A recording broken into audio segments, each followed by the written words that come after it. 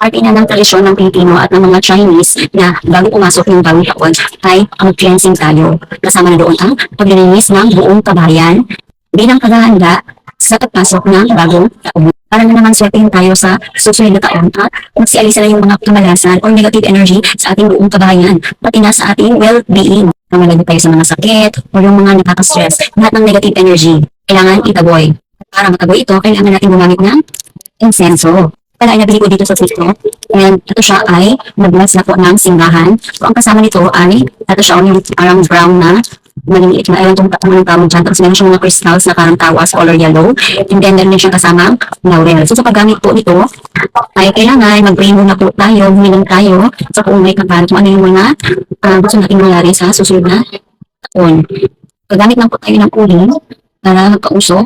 And then ihalo natin ito sa uling na umuusok. Meron po sa bayan ng kandila, ang pagsindi ng kandila kung meron po kayo.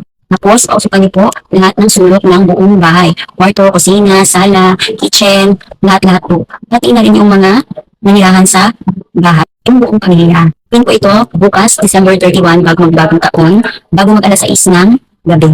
Para maitaboy natin lahat ng negative energy na naiwan natin sa 2025 at hindi na natin madala sa 2026. And syempre po, hindi naman dito nakasalala yung ating pag-referencing. Dapat sabahin po natin ng dasal.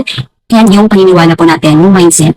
Matapos po yung bagong taon, pwede pa rin po kayong gumamit nito, yung pag-cleansing, kahit na 2 beses sa isang buwan. Or pwede rin everyday. Depende na po din sa inyo.